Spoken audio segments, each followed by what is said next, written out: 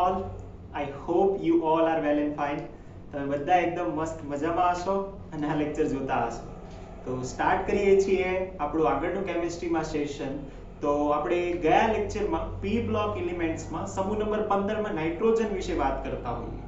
નાઇટ્રોજનની અંદર આપણે ડાયનાઇટ્રોજનની બનાવટ ગુણધર્મો ઉપયોગો જોયા હોય અને એના પછી નાઇટ્રોજનના સંયોજનની વાત કરતા હોઈએ. તો જે 15મો સમૂહ છે એનું પ્રથમ તત્વ નાઇટ્રોજન અને એના સંયોજનો. એ સંયોજનોમાં આપણે શું શું જોયું? તો કે એમોનિયા જોયું, નાઇટ્રોજનના ઓક્સાઇડ જોયા, HNO3 જોયું, રાઈટ? તો આ વસ્તુ આપણે જોઈ લીધી છે અને હવે આપણે એના પછીનું બીજું જે તત્વ છે એ પણ જોઈશું, રાઈટ? તો સમૂહ નંબર જે 15 અને 16 છે એમાં બે બે તત્વો અને એના સંયોજનોની વાત કરવાના છીએ અને પછીના બે છે એમાં એક જ તત્વની વાત કરીશું. કઈ નહીં, ચલો આગળ કરીએ છીએ. એટલે કે સમૂહ નંબર 15 માં રહેલું બીજું તત્વ કયું છે? તો કે સમૂહ નંબર 15 માં આવશે બીજું તત્વ ફોસ્ફરસ. તો જેવી રીતે આપણે નાઇટ્રોજનમાં જે બધી વાત કરી હતી ફોસ્ફરસ માટે કરીશું. એટલે કે નાઇટ્રોજનની પહેલી બનાવટ ગુણધર્મો ઉપયોગો જોયા, એવી જ રીતે ફોસ્ફરસના બનાવટ ગુણધર્મો ઉપયોગો જોઈશું. ફોસ્ફરસ શું છે, રાઈટ? એના તો અપર રૂપો પણ છે. એટલે પહેલો જ ક્વેશ્ચન આજે આપણે જે જોવાના છે એ છે ફોસ્ફરસના અપર રૂપો. ખૂબ જ અગત્યનો ક્વેશ્ચન, ફોસ્ફરસના અપર રૂપો. ફોસ્ફરસના અપર રૂપો સમજાવો. હવે જે ફોસ્ફરસ છે એના મુખ્ય ત્રણ અપર રૂપો છે. કયા કયા છે? તો ત્રણ અપર રૂપમાં છે. એક તો સફેદ ફોસ્ફરસ, રાતો ફોસ્ફરસ એટલે કે લાલ ફોસ્ફરસ અને કાળો ફોસ્ફરસ. કાળા ફોસ્ફરસની અંદર તો આલ્ફા અને બીટા બે પ્રકારના છે.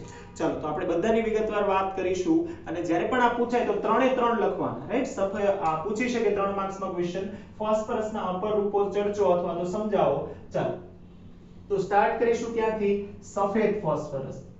અપર રૂપ એટલે શું એ તો તમને સમજાય, રાઈટ? તો કે તત્વ એક જ હોવું જોઈએ, એનો પરમાણુ ક્રમાંક પરમાણુ ભાર બધું સમાન હોવું જોઈએ, પરંતુ સંરચના થોડી અલગ હોય તો એને અપર રૂપો આપણે કહીએ. ચાલો તો અપર રૂપો કહીએ છીએ. ફોસ્ફરસના ત્રણ અપર રૂપો છે. ફોસ્ફરસના મુખ્ય ત્રણ અપર રૂપો છે, રાઈટ? ચાલો કયા કયા છે? તો કે સફેદ, એને આપણે લાઈનમાં દવે લખતા જઈએ છે, લિસ્ટ નથી કરતા. સફેદ, કાળો અને રાતો ફોસ્ફરસ. તો પહેલા કહીએ છીએ સફેદ ફોસ્ફરસ.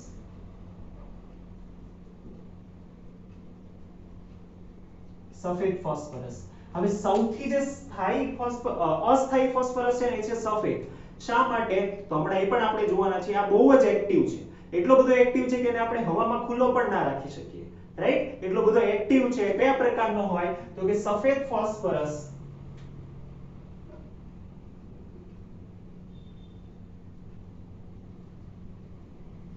એ મીણ જેવો પદાર્થ છે. મીણ જેવો પદાર્થ છે, પરંતુ કેવો છે? એ ઝેરી છે. સફેદ ફોસ્ફરસ ઝેરી હોય, રાઈટ? એ આપણા માટે ઝેરી છે, એટલે મીણ જેવો ઝેરી પદાર્થ છે. કઈ રીતનું હોય? તો કે પાણીમાં અદ્રાવ્ય હોય, રાઈટ? અને બીજું સફેદ ફોસ્ફરસ છે ને એને પાણીમાં સ્ટોર કરવામાં આવે. જો હવામાં ખુલ્લો રાખે તો એ સળગી ઉઠે. તો આપણે એ પણ લખીશું. તો પહેલા લખીશું પાણીમાં અદ્રાવ્ય, પાણીમાં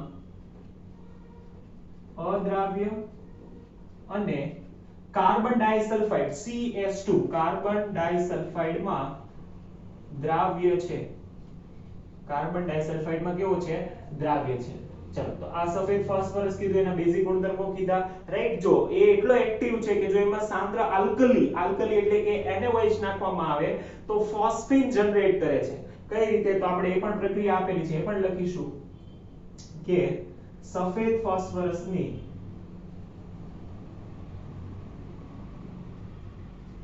આલ્કલી સાથે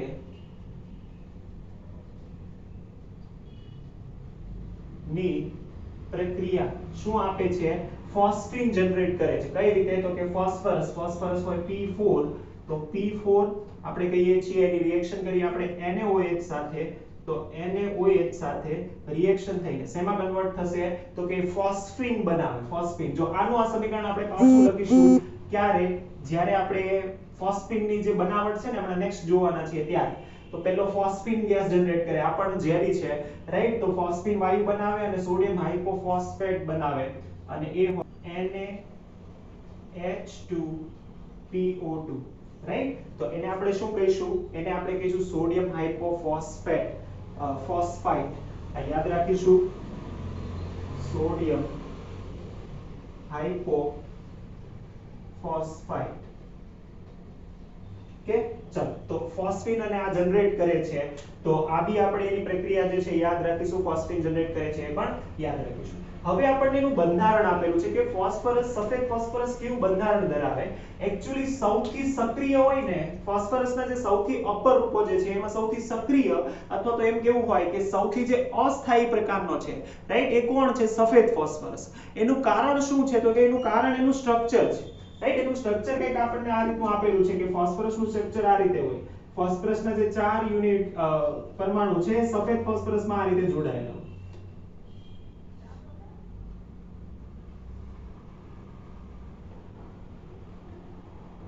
રાઈટ, આ સફેદ ફોસ્ફરસનું સ્ટ્રક્ચર છે. એમાં જો 4 ફોસ્ફરસ આ રીતે જોડાયેલો રાઈટ, આ ફોસ્ફરસ 4 ફોસ્ફરસ આ રીતે જોડાયેલા હોય. હવે જો બહારના જે 4 બંધ છે ને એમાં તો કોઈ પ્રોબ્લેમ નથી, પરંતુ અંદરના જે બંધ જે છે એ ઓવરલેપ છે. એટલે એનો મતલબ શું થાય? તો કે બંધ આપણને આપેલા છે કે જો એની વચ્ચેનો કોણ જે છે ને એ હોય 60 ડિગ્રી. એટલે કે થાય શું? તો કે બંધ કેવા હોય? તો કે બંધ વક્ર હોય. વિચાર રાઈટ, બંધ એટલે હવે તમને ક્લિયરલી ખબર છે કે શું હોવું જોઈએ? તો કે ઓર્બિટનું ઓવરલેપિંગ હોવું જોઈએ. ઓર્બિટ એટલે કે કક્ષકોનું ઓવરલેપિંગ થઈને આ બંધ બનતો હોય. હવે જ્યારે આપણે આના વિશે વાત કરીએ તો શું થાય? તો કે આ જે બંને બંધ છે એ કઈ રીતના થવા જોઈએ? તો કે આ બંને જે બંધ છે એ આ રીતનો બંધ છે, એની ઉપર એક બીજો બંધ છે. એટલે થવું શું જોઈએ કે બંને બંધ આ રીતે હશે રાઈટ. થશે શું? તો કે આ વચ્ચેના જે બંધ છે એ વક્ર હશે, અને એ વક્ર હશે એટલે એની સ્ટેબિલિટી સૌથી ઓછી હોય, અને સ્ટેબિલિટી ઓછી હોય એટલે એ સરળતાથી તૂટે, અને સરળતાથી જે બંધ તૂટે એ રાસાયણિક પ્રક્રિયા પણ સરળતાથી આપે. એટલે આ જે ફોસ્ફરસનું સ્ટ્રક્ચર છે એની અંદરના વચ્ચેના જે બંધ છે એ વક્ર છે રાઈટ, અને એના લીધે સરળતાથી રાસાયણિક પ્રક્રિયાઓ આપે છે. હવામાં પણ ખુલ્લો રાખીએ ને તો પણ એ સળગી જાય રાઈટ. સળગી જાય એટલે શું થાય? તો કે એ ફોસ્ફરસના ઓક્સાઇડમાં P4O10 માં કન્વર્ટ થઈ જાય અને P4O10 નો ઘટ્ટ ધુમાડો ઉત્પન્ન કરે. તો આનું પણ આપણે રીઝન કહીશું કે સફેદ ફોસ્ફરસ અસ્થાયી છે. ફોસ્ફરસ એ અસ્થાયી છે કેમ કે તેના બંધારણમાં રહેલા બંધ એ 60 ડિગ્રીનો ખૂણો રચે છે, જે બંધને વક્ર બનાવે છે. આથી શું થશે? બંધ સરળતાથી તૂટશે અને પ્રક્રિયા પામશે. આથી બંધ નિર્બળ હોય છે અને સરળતાથી તૂટી પ્રક્રિયા કરે છે. જેમ કે જેને આપણે હવામાં પણ ખુલ્લો રાખીએ તો શેમાં ફેરવાઈ જાય? P4O10 ના સફેદ ધુમાડામાં ફેરવાઈ જાય રાઈટ. એટલે P4 હોય એને આપણે O2 માં જો આપણે ગરમ કરીએ તો શું થાય? તો કે એ ફેરવાઈ જાય P4O10. આ હવામાં ખુલ્લો રાખીશ, ગરમ નથી કરતા રાઈટ. તો P4O10 માં ફેરવાઈ જાય જે સફેદ ધુમાડા સ્વરૂપે હોય.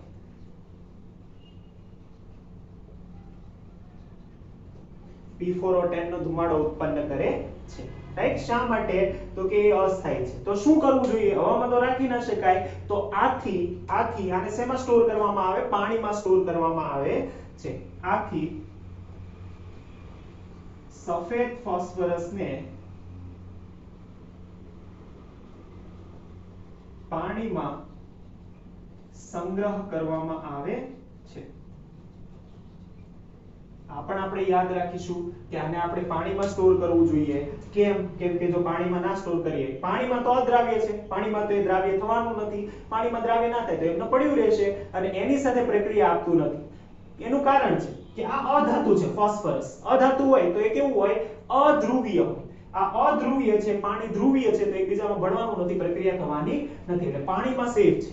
તો આ થયું સફેદ ફોસ્ફરસ અને સફેદ ફોસ્ફરસ આ પેલું થયું, રાઈટ. સેમ આવું આપણે 3 લખવાના છે, બધા અપરૂપો લખવાના છે. તો પેલું થયું સફેદ ફોસ્ફરસ. હવે આપણે કહીશું બીજું છે શું છે, રાતો ફોસ્ફરસ અથવા તો લાલ ફોસ્ફરસ. ફાઇન. ચાલો તો આ યાદ રાખીશું, સફેદ ફોસ્ફરસમાં આટલા મુદ્દાઓ લખવાના. અને પછી હવે કહીએ છીએ લાલ ફોસ્ફરસ, રાઈટ. એટલું પણ યાદ રાખીશું કે આ સૌથી અસ્થાયી છે. ચાલો બીજો ફોસ્ફરસ તરફ વધીએ છીએ આગળ, લાલ ફોસ્ફરસ. રાતો ફોસ્ફરસ પણ કહેવાય છે, લાલ ફોસ્ફરસ પણ કહી શકાય. ચાલો કહીએ છીએ રાતો ફોસ્ફરસ. બીજો રાતો અથવા તો લાલ ફોસ્ફરસ બંને કહી શકાય. લાલ ફોસ્ફરસ શું કહીએ છીએ, તો કે લાલ ફોસ્ફરસ કઈ રીતે બને, તો કે સફેદ ફોસ્ફરસ માંથી બને. તો કે સફેદ ફોસ્ફરસ ને જો હવે આ તાપમાન છે ને બધા યાદ રાખવાના. સફેદ ફોસ્ફરસ માંથી લાલ ફોસ્ફરસ બનાવવા માટે અને કાળો ફોસ્ફરસ બનાવવા માટેના જે તાપમાન છે ને એ એઝ ઇટ ઇઝ યાદ રાખીશું, કેમ કે ઇમ્પોર્ટન્ટ છે. કે સફેદ ફોસ્ફરસ ને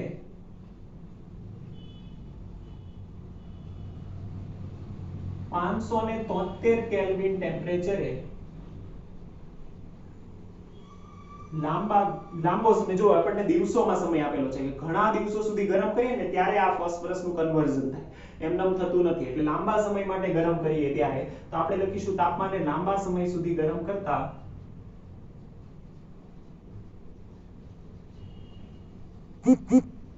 શેમાં ફેરવાય છે, લાલ ફોસ્ફરસમાં ફેરવાય છે.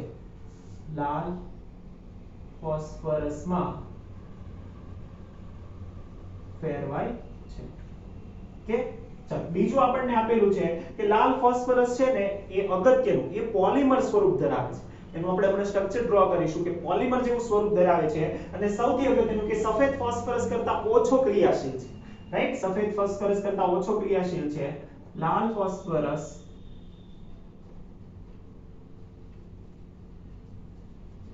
સફેદ ફોસ્ફરસ કરતા ઓછો ક્રિયાશીલ છે.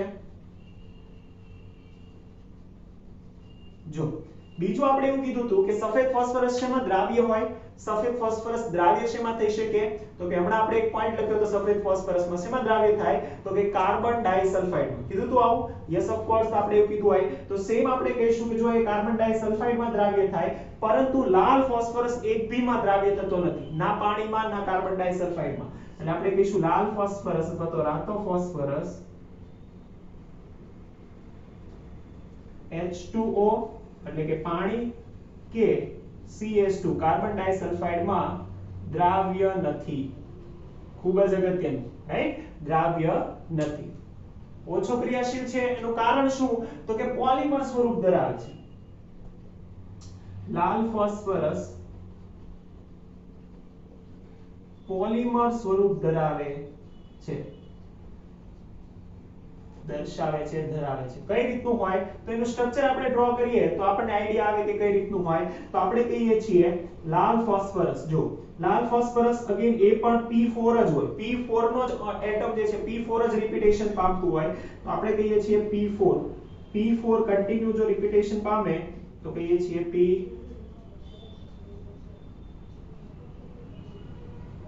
રાઈટ. જો આ સફેદ ફોસ્ફરસ અને આના જે ડાયાગ્રામ છે ને એ ડાયાગ્રામ તમારે ડ્રો કરવાનો કે જ્યારે પણ આ ક્વેશ્ચન પૂછાય તો આના ડાયાગ્રામ ડ્રો કરવા જરૂરી છે, તો જ એના પરથી આપણને સ્ટ્રક્ચર ધ્યાનમાં આવે કે આમ કન્ટિન્યુ.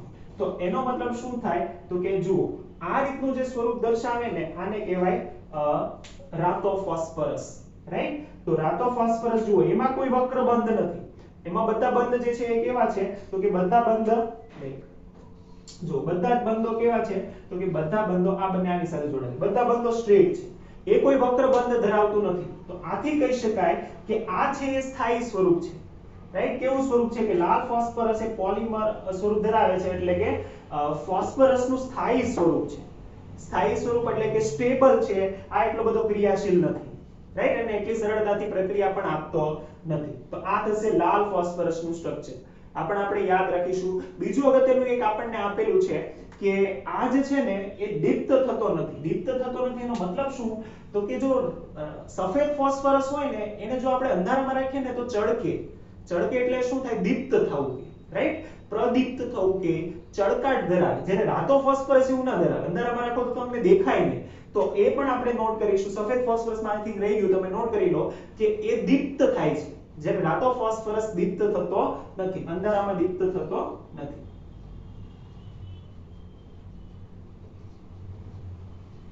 થતો નથી. રાઈટ, દીપ્ત એટલે કે ચળકાટ તમે લઈ શકો છો, ચળકાટ પામતો નથી. બસ આટલું આપેલું છે લાલ ફોસ્ફરસ વિશે, આટલું જ આપણે રાખીશું. ફાઇન.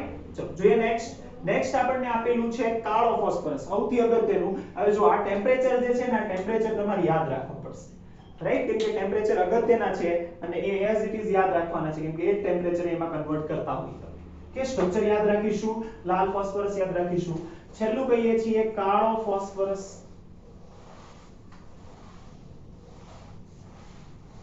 કે ચાલો છેલ્લું કહીએ છીએ સૌથી અગત્યનું અને સૌથી સ્થાયી સ્વરૂપ કાળો ફોસ્ફરસ. ત્રીજું અપર રૂપ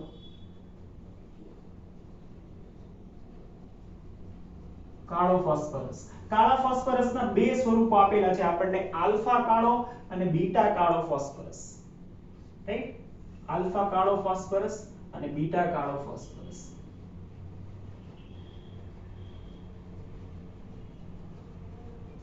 અને બીટા કાળો ફોસ્ફરસ. ચાલો પહેલા તો બંનેમાં એ લખીશું કે બંને બને કઈ રીતે.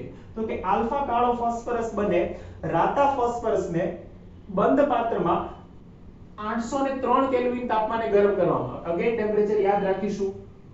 લાલ ફોસ્ફરસ અથવા તો રાતા ફોસ્ફરસને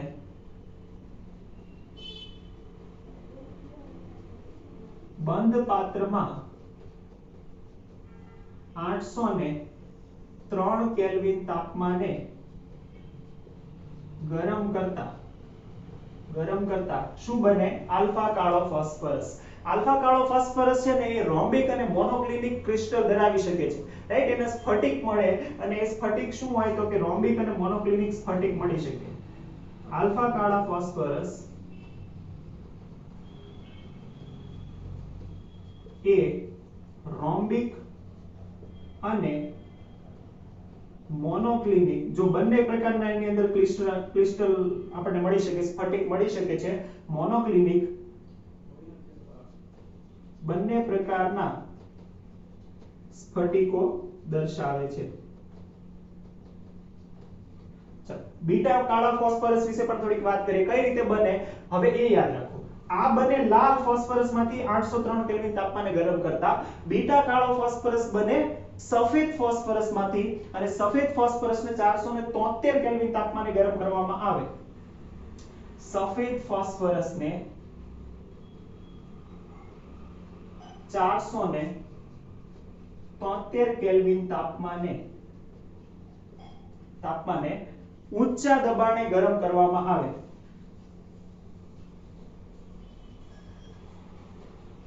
ગરમ કરતા શું બને? બીટા કાળો ફોસ્ફરસ બને. હવે જો બીટા કાળો ફોસ્ફરસ ક્યાં સુધી સ્ટેબલ હોય તો કે પીગળે નહીં. કેટલું લાંબા સુધી સ્ટેબલ બની શકે તો કે અધાતુ છે પણ છતાં એ ઠોસ હોય. રાઈટ, કઈ રીતનું હોય? ઘન હોય. શા માટે? તો કે એને 673 લગી તમે તાપમાન સુધી લઈ જાવ તો પણ એ પીગળે નહીં. એટલે આ સ્થાયી સ્વરૂપ છે.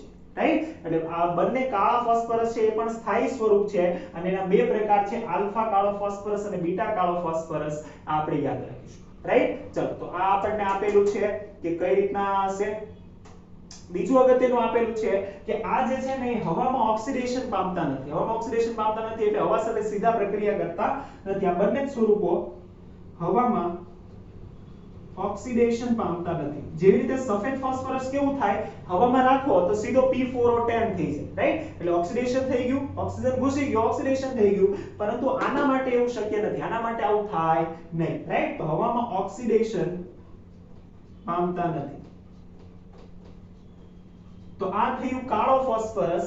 ચાલો તો આ ત્રણ જે છે એ ત્રણે ત્રણ અપર રૂપો. આના સ્ટ્રક્ચર આપણને આપેલા નથી, આના સ્ટ્રક્ચર આપણે નહીં યાદ રાખીએ. ચાલો આના અગાઉના બે સ્ટ્રક્ચરો પણ યાદ રાખીશું, વ્યવસ્થિત યાદ રાખીશું. હવે શોર્ટમાં, રાઈટ, શોર્ટમાં આપણે થોડુંક આને લખી લઈએ કે એમસીક્યુ માં પૂછાય. જો થિયરીમાં પૂછાય તો મેં જેમ તમને લખાવેલું છે એ રીતે તમે લખી શકો. રાઈટ, આનો ડિફરન્સ પૂછાય એવું નથી કેમ કે એટલા બધા મુદ્દા નથી. રાઈટ ડિફરન્સ માટે મિનિમમ 4-5 મુદ્દા જોઈએ, એટલા બધા મુદ્દાઓ નથી, એટલે ડિફરન્સ નહીં પૂછે આલ્ફા કાળો ફોસ્ફરસ બીટા કાળો ફોસ્ફરસ, પરંતુ એ રીતે પૂછી શકે કે ફોસ્ફરસના અપર રૂપો સમજાવો અને બધા ત્રણે ત્રણ તમારે લખવા પડે, રાઈટ 3 માર્ક્સનો ક્વેશ્ચન આવી શકે છે, તો આ તમે યાદ રાખશો. હવે આપણે એટલું શોર્ટમાં લખીએ છીએ કે શોર્ટમાં એક બનાવીએ કે આપણને ટેમ્પરેચર ને બધું યાદ રહે ને એટલા માટે, તો અગત્યનું જે છે એ થોડુંક શોર્ટમાં આપણે લખી દઈએ. ચાલો આ ઇરેઝ કરીએ છીએ. શરૂઆત કરીએ છીએ સફેદ ફોસ્ફરસથી. સફેદ ફોસ્ફરસ,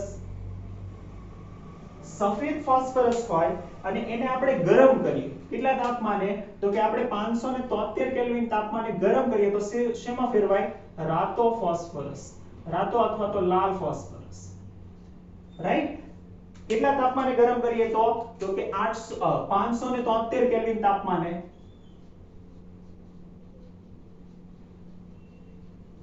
ગરમ કરતા શેમાં ફેરવાઈ જાય, રાતો ફોસ્ફરસ. હવે રાતા ફોસ્ફરસને જો ફર્ધર આપણે ગરમ કરીએ શેમાં, તો કે ફર્ધર આપણે ગરમ કરીએ 803 કેલ્વિન તાપમાને બંધ નળીમાં, તો શેમાં ફેરવાઈ જાય, આલ્ફા કાળો ફોસ્ફરસ. કેટલા તાપમાને, તો કે 803 કેલ્વિન તાપમાને બંધ નળીમાં ગરમ કર, ડેલ્ટા, ડેલ્ટા એટલે ગરમ, રાઈટ. તો આ રીતે ફેરવાઈ જાય. અને બીજું આપણે કીધું બીટા કાળો ફોસ્ફરસ, એ બને સફેદ ફોસ્ફરસમાંથી. સફેદ ફોસ્ફરસને આપણે ગરમ કરીએ 473 કેલ્વિન તાપમાને અને ઊંચા દબાણે, રાઈટ ઊંચા દબાણે ગરમ કરીએ તો એ શેમાં ફેરવાય, તો ઊંચા દબાણે ગરમ કરતા આ ફેરવાઈ જાય બીટા કાળો ફોસ્ફરસ.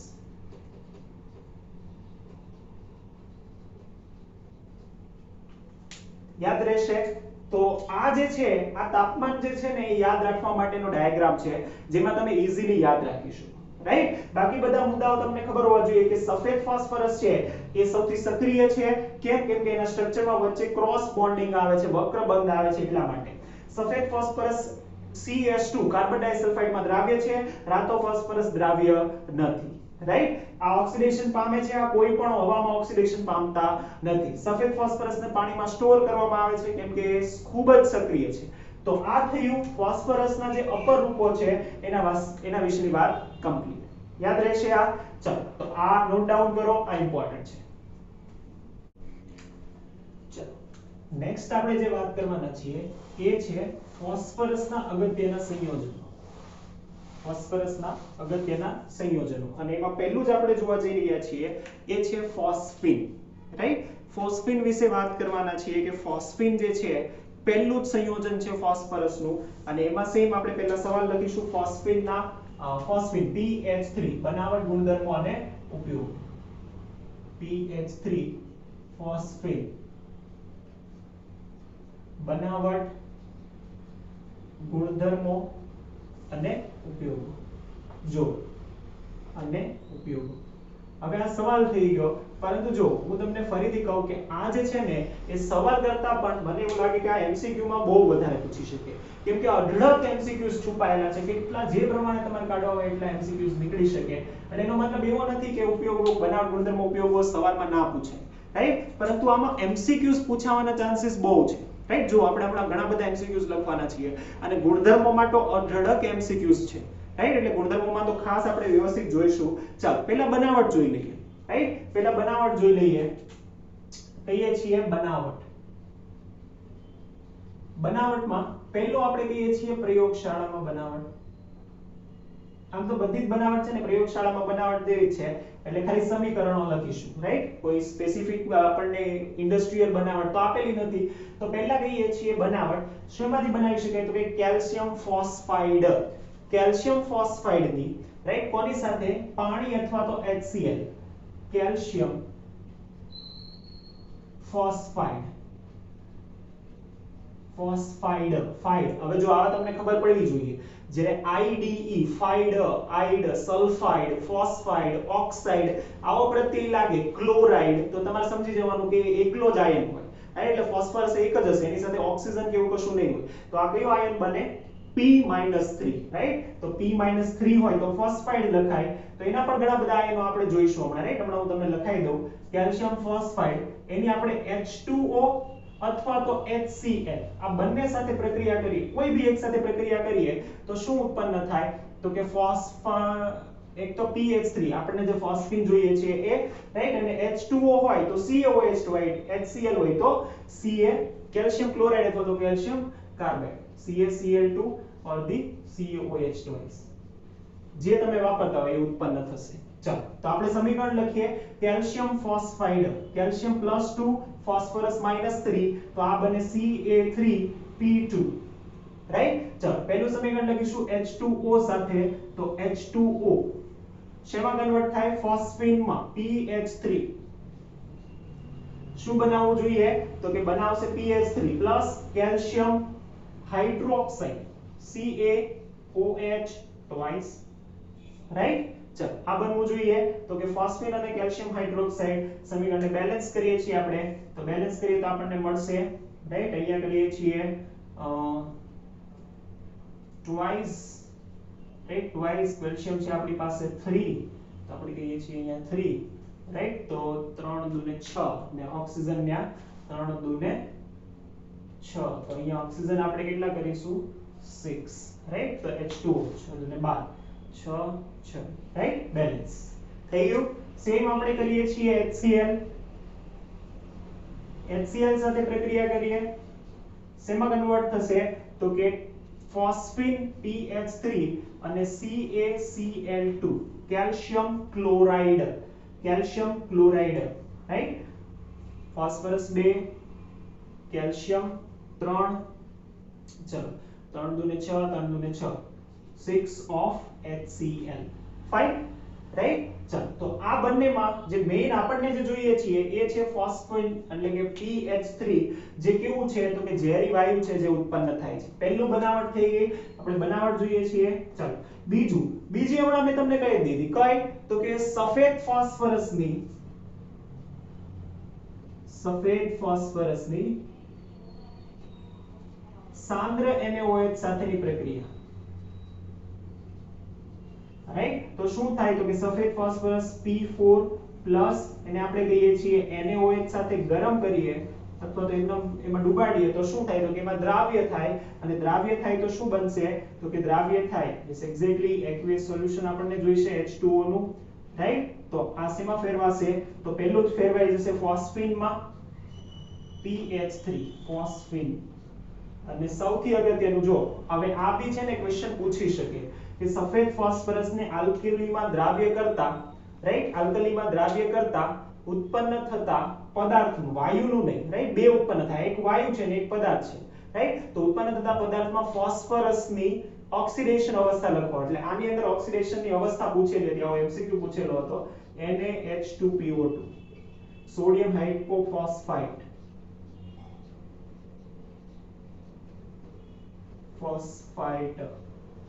તો આની અંદર ફોસ્ફરસની ઓક્સિડેશન અવસ્થા પૂછેલી હતી તો કોઈ બી રીતે MCQ પૂછી શકે પણ જો તમને આ યાદ હોય ને તો થાય રાઈટ એટલે ઇક્વેશન યાદ રાખવું ખૂબ જ જરૂરી છે પણ તો અહીંયા તો આપણે એને PH3 ની બનાવટ જોઈએ છીએ તો એ રીતે પણ પૂછી શકે ફાઇન તો આ આપણને બનાવટ આપેલી છે બીજું અગત્યનું કીધું છે કે ફોસ્ફીન બનાવટની અંદર જ છે પણ બનાવટ કઈ રીતે છે તો કે ફોસ્ફોનિયમ આયોડાઇડ ની જો આપણે KOH સાથે પ્રક્રિયા કરીએ હવે જો ફોસ્ફોનિયમ આયન આવ્યું છે તો સાથે સાથે કહી દઈએ કે આયનો જે છે એ ફોસ્ફરસના આયનો કઈ રીતના હોય ચલો અને પછી બનાવટ પછી હું તમને આયનો લખાઈ દઉં રાઈટ કયા આયન બનાવી શકે તો મેઈન તો ફોસ્ફાઇડ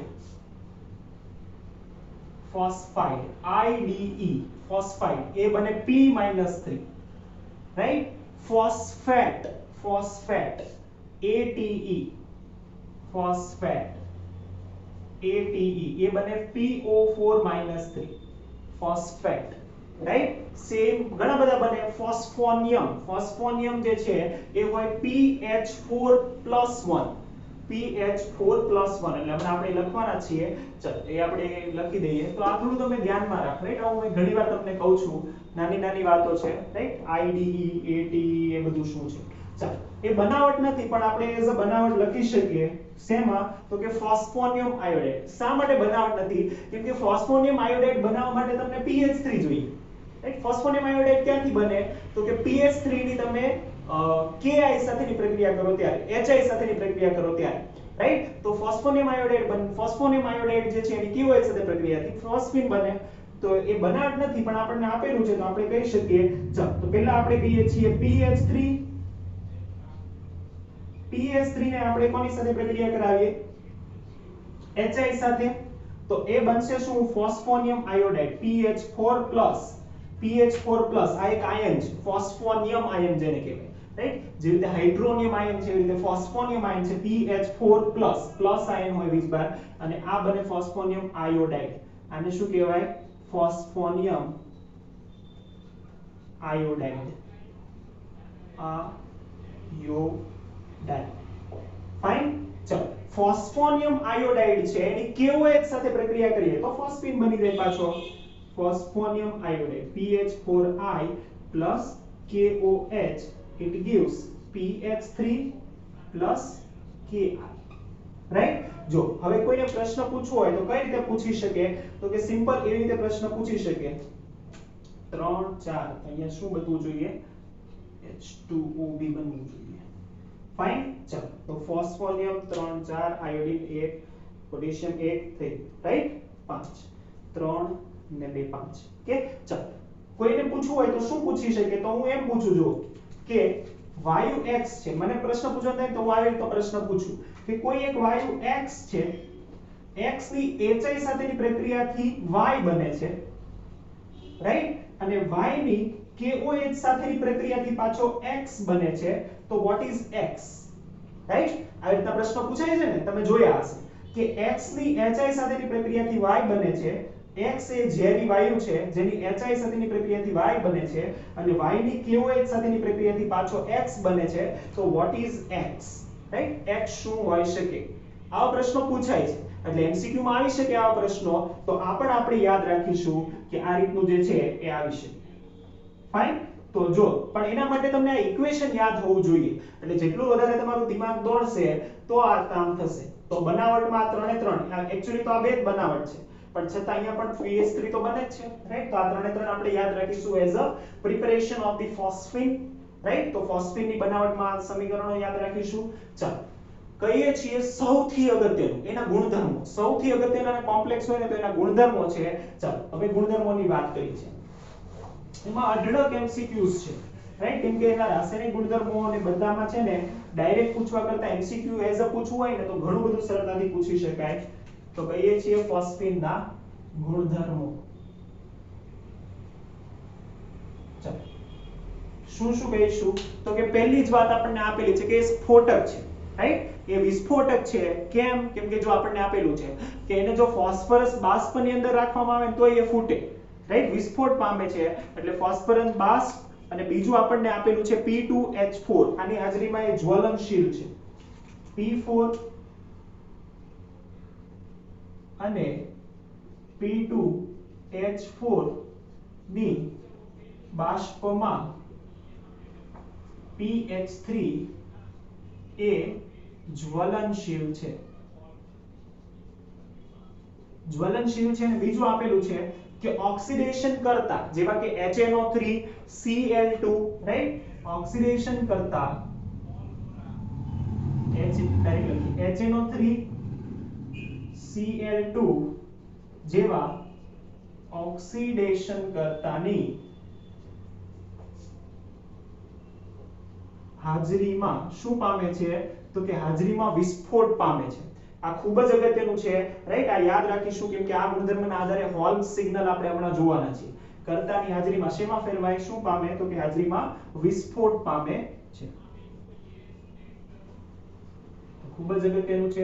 અને સૌથી અગત્યનો ગુણધર્મ કે એ અતિશય ઝેરી વાયુ છે. અતિશય ઝેરી વાયુ છે, દુર્ગંધ વાળો અતિશય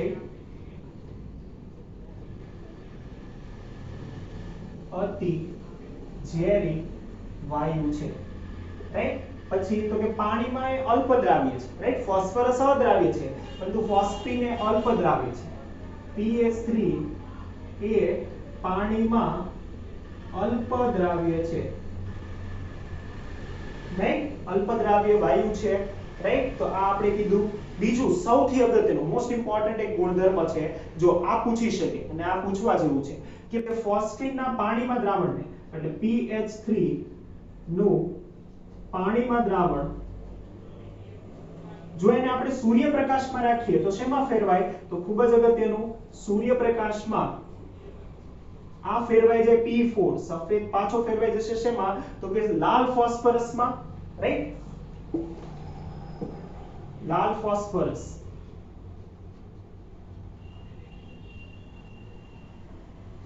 અને હાઇડ્રોજન વાયુમાં રૂપાંતર પામે છે. જો પહેલું કન્વર્ઝન કે જે પાછું ફોસ્ફરસમાં થતું હોય, રાઈટ, ફોસ્ફિન માંથી ફોસ્ફરસ માટેની અગત્યની પ્રક્રિયા તો આપણે યાદ રાખીશું, રાઈટ. ચલો, તો આ ફેરવાઈ શકે છે, આ રીતનું થઈ શકે છે સૂર્યપ્રકાશમાં, તો આ બી આપણે યાદ રાખી શકીએ છીએ.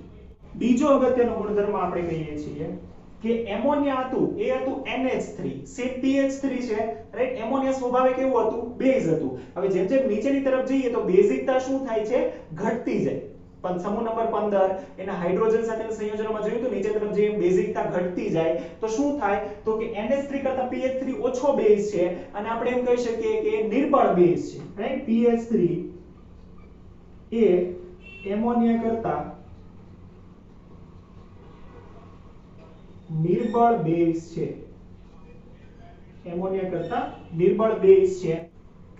જો આના પછીનું જે આપેલું છે ને એ આપણને આપેલું છે એના રાસાયણિક ગુણધર્મો. આમ તો બધા ગુણધર્મો મિક્સ જ છે પણ તો એની રાસાયણિક પ્રક્રિયાઓ આપેલી છે તો એ આપણે નોટ કરીએ. કઈ રીતે? જો આ એકે એક જે છે ને એ MCQ છે, એકે એક MCQ છે કે કયા પદાર્થની હાજરી, બાષ્પની હાજરીમાં pH3 એ જ્વલનશીલ છે, કોની હાજરીમાં એ વિસ્ફોટ પામે છે, રાઈટ. હવે જો આ છે ને સડેલી માછલી જેવી દુર્ગંધ આવે, રાઈટ, સડેલી માછલી. હવે આપણને તો ખબર હોય નહીં, રાઈટ, જે માછલી ખાતા હોય એને ખબર હોય સડેલી માછલી કેવી હોય, રાઈટ, પણ એની જેવી દુર્ગંધ આવે એટલે હવે એઝ્યુમ કરો કે કેવી હોય, રાઈટ. એ મને નથી ખબર કેવી હોય, એટલે તમે એઝ્યુમ કરો કે સડેલી માછલી જેવી દુર્ગંધ કેવી હોય, એના જેવી હોય.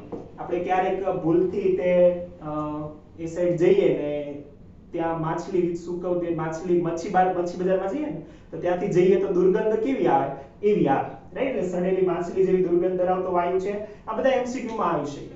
આના પછી આપણને આપેલું છે કે કેલ્શિયમ સલ્ફેટ અને મર્ક્યુરી ક્લોરાઇડ એના દ્રાવણમાં જો ફોસ્ફિનને પસાર કરવામાં આવે તો એમાં એ અવશોષિત થાય છે, રાઈટ. અવશોષિત થઈને શું બનાવે? તો કે એના ફોસ્ફાઇડ બનાવી દે છે. પાછા એના શું બનાવે? ફોસ્ફાઇડ બનાવે છે. તો એ આપણે કહી દઈએ તો છેલ્લો ગુણધર્મ આઈ થિંક થશે, રાઈટ, છેલ્લો અથવા તો છેલ્લેથી બીજો શું કરે? તો કે કેલ્શિયમ સલ્ફેટ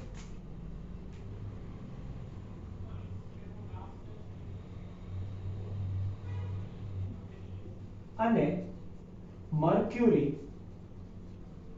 ક્લોરાઇડના દ્રાવણમાં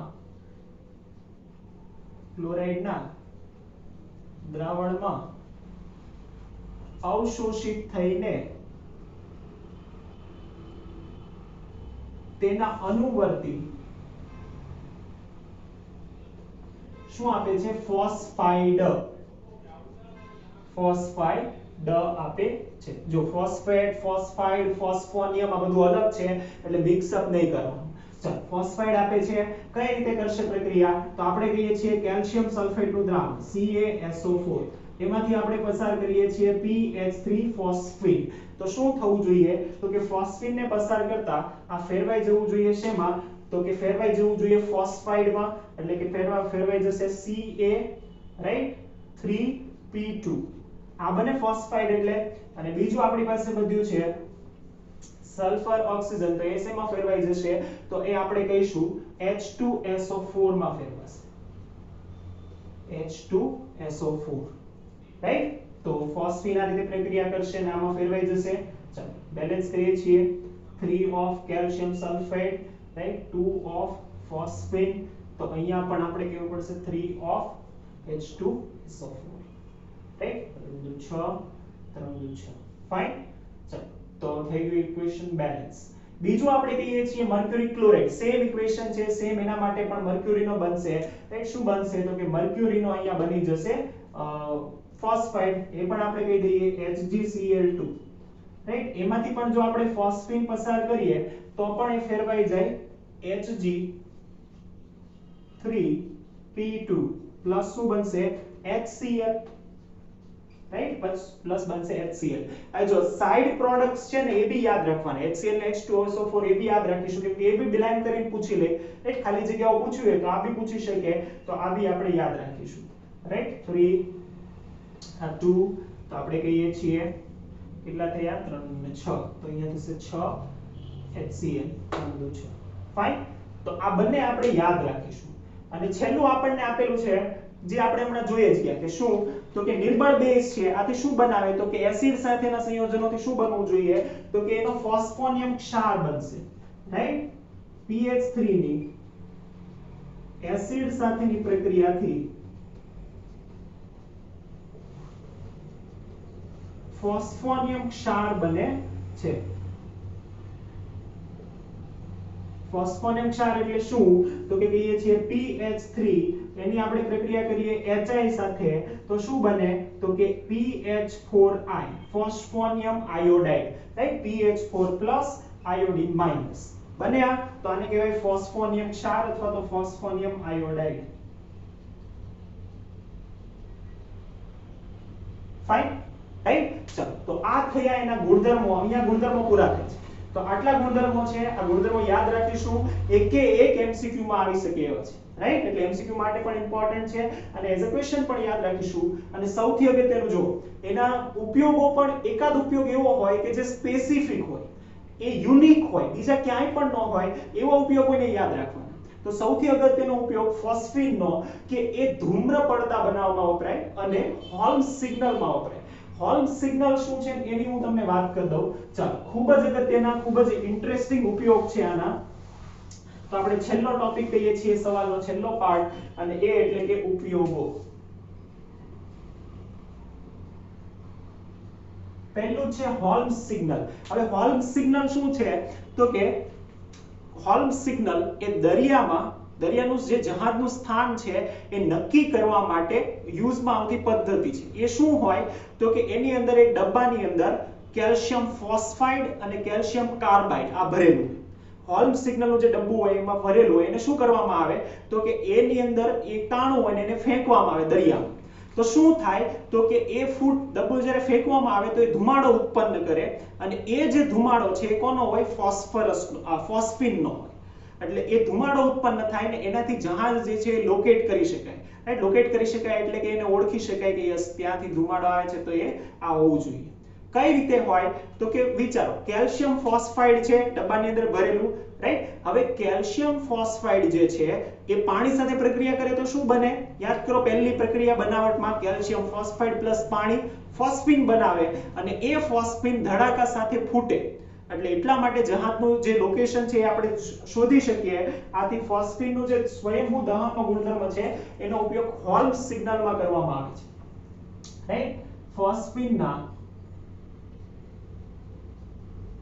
સ્વયંભૂ દહનનો ગુણધર્મનો ઉપયોગ હોલ્મ સિગ્નલમાં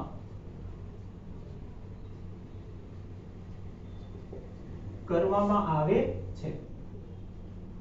જો આ બી પૂછી શકે કે હોલ્મ સિગ્નલમાં જે વપરાય એમાં શું હોય, તો કે એની અંદર કેલ્શિયમ કાર્બાઇડ અને કેલ્શિયમ ફોસ્ફાઇડ હોય છે, રાઈટ. કરવામાં આવે છે જેમાં કેલ્શિયમ કાર્બાઇડ અને કેલ્શિયમ ફોસ્ફાઇડ ધરાવતા